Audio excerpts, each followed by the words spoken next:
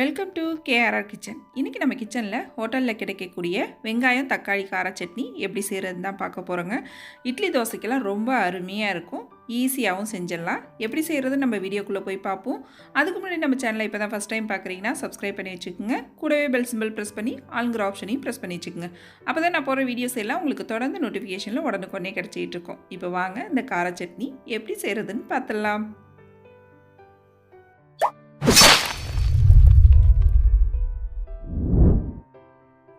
இப்போ சட்னி செய்கிறதுக்கு அடுப்பில் ஒரு கடாய் வச்சுருக்கேன். இதில் ஒரு 2 டீஸ்பூன் அளவுக்கு எண்ணெய் சேர்த்துக்கிறேன். எண்ணெய் நல்லா காயட்டும். காஞ்சதுக்கப்புறம் பார்த்தீங்கன்னா 3 டீஸ்பூன் அளவுக்கு உருட்டு உளுத்தம்பருப்பு சேர்த்துருக்கேன். அது கூடவே ஒரு 2 டீஸ்பூன் அளவு கடலைப்பருப்பு சேர்த்துருக்கேன். இந்த உளுந்தும் கடலைப்பருப்பும் நல்லா வறுபட்டு வரட்டும். அடுப்பு தீயை ஃபுல்லாக குறைச்சி வச்சு நல்லா பொன்னிறமாக வறுத்து எடுத்துக்குங்க. நல்லா அடுப்பு தீயை குறைச்சி வச்சு நீங்கள் வறுக்கும் போது பார்த்தீங்கன்னா நல்லா பருப்பு வந்து ஒத்தாப்பில் வறுபட்டு வரும். இதே போல் நல்லா பொன்னிறமாக மாறுற வரைக்கும் நல்லா வறுத்து எடுத்ததுக்கு அப்புறம் இந்த சட்னிக்கு தேவையான அளவு வரமிளகாய் சேர்த்துக்குங்க. நான் இன்றைக்கி ஒரு 7-8 வரமிளகாய் சேர்த்துருக்கேன். நீங்கள் உங்கள் காரத்துக்கு தகுந்த அளவு சேர்த்துக்குங்க. இது கூடவே பார்த்தீங்கன்னா ஒரு 2 பெரிய வெங்காயம் பெரிய சைஸில் உள்ளதை எடுத்திருக்கேன். அதையும் சேர்த்து வதக்கிக்கங்க. வெங்காயம் நல்லா வதக்கிட்டு அரைக்கும் போது டேஸ்ட் நல்லாயிருக்கும். அதனால் வெங்காயத்தை நம்ம நல்லா வதக்கி எடுத்துக்குவோம். இப்போ வெங்காயம் ஒரு பாதி அளவு வதங்கினோடனே பார்த்தீங்கன்னா இதில் ஒரு அரை கைப்பிடி அளவுக்கு புதினா இலை கழுவிட்டு சேர்த்துக்கிறேன். இந்த சட்னியோட டேஸ்ட்டே இந்த புதினா இலை சேர்க்குறது தான் ரொம்ப அருமையாக இருக்குங்க, நல்லா வாசனையாக டேஸ்ட்டாக. இது கூடவே நல்ல பெரிய சைஸில் உள்ள 2 தக்காளி பழமும் சேர்த்துக்கிறேன். ஒரு 6-7 பூண்டு பல் சேர்த்துக்கிறேன். இப்போ வெங்காயம் தக்காளி எல்லாம் நல்லா வதங்கி வரணும்.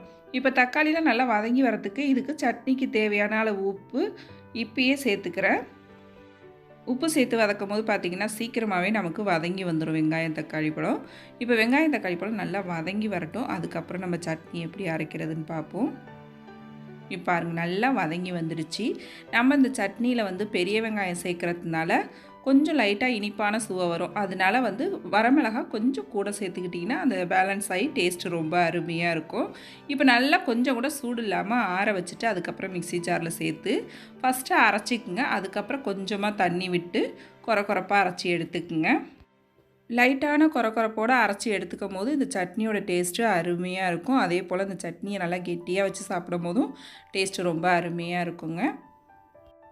இந்த சட்னியை பெரிய வெங்காயத்துக்கு பதிலாக சின்ன வெங்காயம் கூட வச்சு அரைச்சிங்கன்னா இன்னுமே டேஸ்ட்டு ரொம்ப அருமையாக இருக்கும். இப்போ சட்னி ரெடி ஆகிடுச்சு. இதுக்கு தாளிப்பு பார்த்திங்கன்னா கடுகு உளுந்து கருவேப்பிலை கொஞ்சமாக பெருங்காயத்தூள் சேர்த்து தாளிப்பு கொடுத்துட வேண்டியதான். நல்லா கலந்து விட்டோம் அப்படின்னா நம்மளோட ஹோட்டல் சுவையில் நல்ல ஒரு அருமையான தக்காளி வெங்காய சட்னி அருமையாக சூப்பராக ரெடி ஆகிடுச்சுங்க. இட்லி தோசைக்கு இந்த சட்னி ரொம்பவுமே அருமையாக இருக்கும். ட்ரை பண்ணி பாருங்கள். இதே போல் நம்ம சேனலில் நிறைய சட்னி வெரைட்டிஸ்லாம் போட்டிருக்கேன். அதோட லிங்க் வந்து டிஸ்கிரிப்ஷனில் கொடுக்குறேன், தேவைப்படுறவங்க செக் பண்ணிக்கோங்க. இந்த சட்னியும் ட்ரை பண்ணி பாருங்கள். ட்ரை பண்ணி பார்த்துட்டு எப்படி இருக்குன்னு எனக்கு கமெண்ட் பண்ணுங்கள். என்னோட இந்த ரெசிபி பிடிச்சிருந்ததுன்னா லைக் பண்ணுங்கள், ஷேர் பண்ணுங்கள். மறக்காமல் நம்ம கேஆர்ஆர் கிச்சனை சப்ஸ்கிரைப் பண்ணி வச்சுக்கோங்க. நாளைக்கு வேறொரு ரெசிபியோட சந்திப்போம். தேங்க்ஸ் ஃபார் வாட்சிங்.